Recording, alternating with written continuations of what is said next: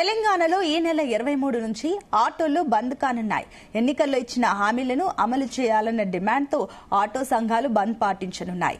కాంగ్రెస్ ప్రభుత్వం ఆటో కార్మికులకు ఇచ్చిన హామీలను తక్షణమే అమలు చేయాలని డిమాండ్ చేస్తూ ఈ నిర్ణయం తీసుకున్నాయి. ఈ మేరకు ఈ నెల 23వ తేదీ అర్ధరాత్రి నుంచి రాష్ట్ర వ్యాప్తంగా ఆటో, క్యాబ్, పాఠశాల వ్యాన్ డ్రైవర్ల నిరవధిక బంద్ కు పిలుపునిచ్చినట్లు కార్మిక సంఘాల నేతలు ప్రకటించారు. రాష్ట్ర ఆటో యాప్ ఆధారిత సంఘాల జేఏసీ ఆధ్వర్యంలో ఈ నిర్ణయం తీసుకున్నాయి.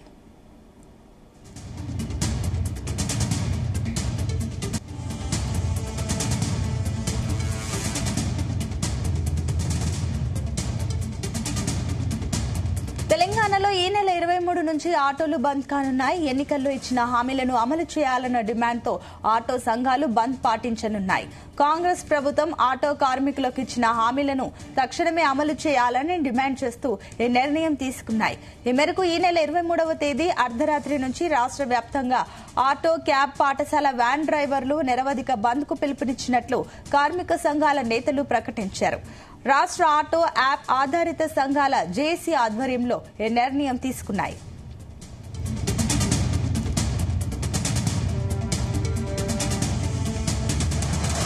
ఇదే అంశానికి సంబంధించి మరిన్ని డీటెయిల్స్ మా కరెస్పాండెంట్ యాకేష్ అందిస్తారు. Yakesh, good morning. తెలంగాణ వ్యాప్తంగా ఆటో డ్రైవర్ల సమస్యలు పరిష్కరించాలని బంద్కు పిలుపునిచ్చారు. ఈ నెల 23వ తేదీ అర్ధరాత్రి నుంచి కూడా బంద్ కొనసాగనున్నట్లు ఆటో డ్రైవర్లు చెప్తున్నారు. గతంలో ప్రభుత్వం ఇచ్చినటువంటి అనేక హామీల అమలు చేయడంలో ప్రభుత్వం నిర్లక్ష్యం వహిస్తా ఉంది. ప్రభుత్వం మీద అనేక మార్లు ఒత్తిడి చేసినప్పటికీ ప్రభుత్వం స్పందించలేదు అనేది ఆటో డ్రైవర్ల ప్రధాన ఆరోపణగా కనిపిస్తా ఉంది. ముఖ్యంగా ఈ నెల 23 నుంచి కూడా ఈ ఆటోల బంద్ చేస్తున్నట్లు ఇప్పటికే ప్రకటించారు. దీంతో అర్ధరాత్రి నుంచి రాష్ట్ర వ్యాప్తంగా ఆటో, క్యాబ్స్, పాఠశాలకు సంబంధించినటువంటి వ్యాన్ డ్రైవర్లు నిరవధిక బంద్కు పిలుపునిచ్చినట్లు ఇప్పటికే కార్మిక సంఘాల నేతలు వెల్లడించారు. అటు రాష్ట్ర ఆటో యాప్ ఆధారిత సంఘాల ఆధ్వర్యంలో కూడా హైదరాబాద్ బాగ్లింగంపల్లిలోని సుందరయ్య కళాని నిలయంలో కూడా మొన్న జరిగినటువంటి ఆటో, క్యాబ్ డ్రైవర్ల సమావేశంలో 17 కార్మిక సంఘాలు కూడా పాల్గొన్నాయి. ప్రభుత్వం నుంచి తక్షణమే స్పందన రాకపోతే ఆటో బంద్లో భాగంగా ముఖ్యమంత్రి నివాసంతో పాటు అసెంబ్లీ, ప్రజాభవన్ ముట్టడి కార్యక్రమాలు చేపడతామని వారు స్పష్టం చేశారు. అయితే లక్షలాది ఆటోలతో హైదరాబాద్ దిగ్బంధం కూడా చేస్తామని హెచ్చరిస్తున్న పరిస్థితి కనిపిస్తా ఉంది. ప్రధానంగా ఆటో రవాణా కార్మిక సంఘాలకు భద్రతతో పాటు సంక్షేమం కోసం ప్రత్యేక బోర్డును ఏర్పాటు చేయాలని డిమాండ్ చేస్తున్నారు. పెరిగిన పెట్రోల్, డీజిల్ ధరలకు అనుగుణంగా నిత్యావసర సరుకుల అనుగుణంగా ఆటో మీటర్ ఛార్జీలు కూడా పెంచాలని ప్రధాన డిమాండ్ కూడా ఉంది.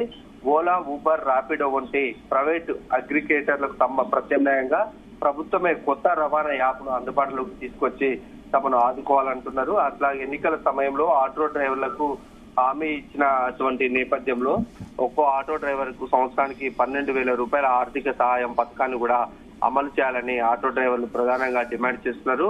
మహాలక్ష్మి స్కీమ్ పెట్టినప్పటి నుంచి కూడా ఆర్టీసీ ఈ మహిళలు పెద్ద ఎత్తున కూడా ఆర్టీసీ బస్సులను ఆశ్రయిస్తున్నారు. దీంతో అటు ఆటోలను ఎక్కువ కూడా ఆశ్రయించని పరిస్థితి. దీంతో గత కొంతకాలంగా ఉపాధి కోల్పోతున్నామని ఆటో డ్రైవర్లు ఆందోళన వ్యక్తం చేస్తున్నారు. అనేక మార్లు కూడా నిరసన కార్యక్రమాలు చేపట్టి తమను ఆదుకోవాలని ఆటో డ్రైవర్లు డిమాండ్ చేసినప్పటికీ ప్రభుత్వం ఆ దిశగా స్పందించలేదు. రవాణా శాఖ మంత్రి పొన్నం ప్రభాకర్ కూడా అనేక సందర్భాలలో కూడా ఆటో డ్రైవర్లను ఆదుకుంటాము, ఇచ్చిన హామీని నిలబెట్టుకుంటామని ప్రభుత్వం చెప్పినప్పటికీ ఇప్పటి వరకు ఆ దిశగా ప్రభుత్వం అయితే అడుగులు వేయలేదు. దీంతో ఇంతకాలం సమయం ఇచ్చినటువంటి ఆటో, క్యాబ్ డ్రైవర్లంతా కూడా ఇక ప్రభుత్వం మీద పోరాటం చేయడమే తర్వాయి భాగంగా భావించారు. ఆ నేపథ్యంలోనే ఆటో, క్యాబ్, ఈ స్కూల్ బస్సులకు సంబంధించి డ్రైవర్లు అంటే బస్సులు అంటే కొన్ని వ్యాన్స్ ఉంటే ఆ వ్యాన్లకు సంబంధించినటువంటి డ్రైవర్లంతా కూడా ఆందోళన బాట పట్టడానికి సిద్ధమయ్యారని చెప్పుకోవచ్చు. 23 వరకు డేట్ లైన్ ఇచ్చినటువంటి నేపథ్యంలో ఆ సమయం వరకు సమస్యను పరిష్కరించాలి, లేదంటే రాష్ట్ర వ్యాప్తంగా కూడా ఆటో సర్వీసులు బంద్ అయ్యే అవకాశం ఉందని చాలా స్పష్టంగా చెప్పారు. అయితే ఈ ఊబర్, క్యాబ్, ఓలా లాంటి వాటికి సంబంధించి కూడా పెద్ద ఎత్తున ఆటో డ్రైవర్లకు నష్టం జరుగుతుంది. తక్కువ ఛార్జీల నేపథ్యంలోనే ఆ సంస్థలంతా కూడా ఈ ప్రయాణాన్ని ముందుకు తీసుకొచ్చినటువంటి క్రమంలో తామంతా కూడా ఉపాధి కోల్పోతున్నాము, పెరిగిన డీజిల్ అటు పెట్రోల్ ఖర్చుల నేపథ్యంలో ఆ ఓలాకు సంబంధించినటువంటి ఛార్జీలను తట్టుకోలేకపోతున్నాము. తమకు అటు రైళ్లు కూడా పడని సందర్భం ఉంది కనుక పూర్తి స్థాయిలో ప్రభుత్వమే దీనికి సంబంధించి ఒక రవాణా యాప్ను తీసుకొచ్చి అది ప్రభుత్వమే నిర్వహించేలా అది ద్వారా కొంత ఆటో డ్రైవర్లకు ఉపాధి దొరుకుతుందనేది వారు ప్రధానంగా డిమాండ్ చేస్తున్న పరిస్థితి. లక్షలాది ఆటోలు ఇప్పటికే హైదరాబాద్ నగర పరిధిలో ఉన్నాయి. ఒకవేళ ఆటో సర్వీసులు కనుక బంద్ అవుతే అనేక మందికి ఇబ్బందులు కలిగే అవకాశం ఉంది. అటు సాఫ్ట్వేర్ ఉద్యోగులు అయితేంది, రోజువారీ పనులు చేసుకుంటే వారైతేంది, ఉద్యోగులకు వెళ్లే వారైతేంది, వీళ్ళంతా కూడా రోజువారీగా ఆటోలను ఆశ్రయించి తమ ప్రయాణాలను కొనసాగిస్తారు. ఇప్పుడు కనుక ఆ సర్వీసులు బంద్ అయితే పెద్ద ఎత్తున కూడా ప్రజానికానికి ఇబ్బందులు తలెత్తే అవకాశం ఉంది. ఇక గ్రామీణ ప్రాంతాలకు సంబంధించి కూడా ఆటో డ్రైవర్లు రెక్కాడితే గానీ దొక్కాడని సందర్భాలు ఉన్నాయి. ఆటో నడుపుతూనే వారి రోజువారీ జీవన విధానం కొనసాగుతుంది. అలాంటిది మహాలక్ష్మి స్కీమ్ వచ్చాక బస్సుల కోసం ఎదురు చూసి ప్రయాణికులు మరీ బస్సులకు వెళ్తున్నటువంటి సందర్భాలు ఉన్నాయి. దాంతో ఆటోలు నడిచేటువంటి పరిస్థితి లేదు. ఇప్పటికే అనేక మంది ఆటో డ్రైవర్లు వివిధ మార్గాలను ఎంచుకొని తమ జీవన ప్రయాణాన్ని కొనసాగిస్తున్నారు. ఇంకా ఆటోలు నమ్ముకొని ఉన్నటువంటి డ్రైవర్లంతా కూడా రోజువారీ ఆటోలు నడవక కుటుంబ ఆర్థిక పరిస్థితి చాలా దారుణంగా ఉన్నటువంటి క్రమం కనిపిస్తుంది. ఆ క్రమంలో గ్రామీణ ప్రాంతాల్లో ఉన్నటువంటి ఆటో డ్రైవర్లు కూడా ప్రధానంగా ఈ ధర్నాలో ఈ నిరవధిక దీక్షలో పాల్గొనేటువంటి అవకాశం అయితే కనిపిస్తా ఉంది. పూర్తి స్థాయిలో రాష్ట్ర వ్యాప్తంగా ఈ ఆటోలు కనుక బంద్ అయితే మాత్రం రవాణా వ్యవస్థ చిన్నభిన్నమయ్యి ప్రజలు ఇబ్బందులు పడే అవకాశం అయితే కనిపిస్తుంది. అయితే యాకేష్, ఇప్పుడు ఇంకో పక్క అటు ఏటా 12,000 రూపాయల ఆర్థిక సాయం పైన ప్రభుత్వం ఏమైనా నిర్ణయం తీసుకుందా? ఇదే అంశం చాలా ప్రధానంగా ఎన్నికల సమయంలో కాంగ్రెస్ పార్టీ ప్రస్తావించింది. మహాలక్ష్మి స్కీమును ప్రకటించిన తర్వాత ఆటో డ్రైవర్లకు ఇబ్బంది అవుతుందన్న ఉద్దేశంతో ఆటో డ్రైవర్లను కూడా ఆదుకుంటాము, వారికి కూడా ప్రభుత్వం నుంచి ఆర్థిక భరోసా కల్పిస్తామని హామీ ఇచ్చింది. ఆ నేపథ్యంలో మహాలక్ష్మి స్కీమ్ ను ఎమ్మటే ఇంప్లిమెంట్ చేసింది. దాని తర్వాతకి ఆటో డ్రైవర్లంతా కూడా నిరసన చేపట్టారు. తమకు ఇచ్చినటువంటి ఈ 12,000 రూపాయల ఆర్థిక సహాయాన్ని కూడా వెంటనే ప్రకటించాలని ఆటో డ్రైవర్లు డిమాండ్ చేస్తున్నప్పటికీ దాదాపు 2.5 సంవత్సరాల నుంచి కూడా వివిధ రూపాల్లో కూడా నిరసనలు తెలిపారు. అయినా కూడా ప్రభుత్వం ఎక్కడ స్పందించలేదు. రవాణా శాఖ మంత్రి పొన్నం ప్రభాకర్ కూడా ఇదే అంశం మీద అనేక సార్లు కూడా ఆటో యూనియన్లతోటి ఆయన చర్చలు పెట్టారు. ఓ సమావేశంలో కూడా ఈ పథకాన్ని అమలు చేస్తామని చెప్పినప్పటికీ కూడా ఆ విధి విధానాలు ఇప్పటి వరకు ప్రకటించలేదు. లక్షలాది మంది ఆటో డ్రైవర్లు ఈ ఆటోలు నడుపుకుంటూ జీవనం కొనసాగిస్తున్నటువంటి నేపథ్యంలో వాళ్ళని ఎట్లా అంటే డిక్లేర్ చేయాలి, వాళ్ళని ఎట్లా ముందుకు తీసుకురావాలి, అంటే అర్హత ఎవరికి ఉంది ఎవరికి లేదనేది ఒక విధి విధానాలు మాత్రము ఆ ప్రభుత్వము దీన్ని ప్రకటించలేదు. దీంతో పూర్తి స్థాయిలో ఆ పథకం అటకెక్కిపోయిందని చెప్పుకోవచ్చు. దాంతో ఆటో డ్రైవర్లు జీవన భృతి అనేది చాలా కష్టంగా మారిపోయింది. రోజువారీగా 1,000 రూపాయలు 2,000 నడుపుకున్నా కూడా ఆటో ఫైనాన్స్ కు కొంత అమౌంట్ పోతే మిగతా అమౌంట్ ని తమ కుటుంబాన్ని నడుపుకోవాల్సినటువంటి పరిస్థితి. దీంతో వాళ్ళంతా కూడా కొంత ఆర్థికంగా ఇబ్బందులు పడుతున్నారు. ప్రభుత్వం కనుక ఈ స్కీమ్ ని ఇంప్లిమెంట్ చేస్తే కొంత ఆర్థికంగా తమకు భరోసా ఉంటుందని భావించినప్పటికీ ప్రభుత్వం ఇప్పటి వరకు దానికి సంబంధించి ఎలాంటి ముందడుగు పడలేదు. అదే ప్రధానంగా ఆటో డ్రైవర్లు కూడా డిమాండ్ చేస్తున్నటువంటి పరిస్థితి అయితే ఉంది.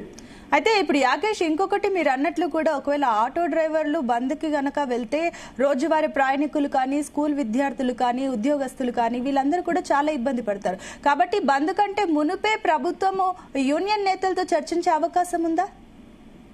ఇప్పటికే 6 రోజుల సమయం ఉంది. బంద్కు పిలుపు 23 నుంచి బంద్కు పిలుపునిచ్చారు కనుక ఆ సమయానికి ఇంకా 6 days సమయం ఉంది. ఆ లోపు ప్రభుత్వము స్పందించి ఈ అనేక తాము ఇచ్చినటువంటి డిమాండ్లను ప్రభుత్వం నెరవేర్చాలనేది వారి ప్రధాన డిమాండ్ గా ఉంది. అయితే ఒకవేళ ఈ ప్రభుత్వం స్పందించి ముందుకు రాకుంటే మాత్రం పూర్తి స్థాయిలో తెలంగాణ వ్యాప్తంగా ఆటో క్యాబ్లు, ఈ బస్సు స్కూళ్లకు సంబంధించినటువంటి వ్యాన్లు బంద్ అయ్యే పరిస్థితి ఉంది.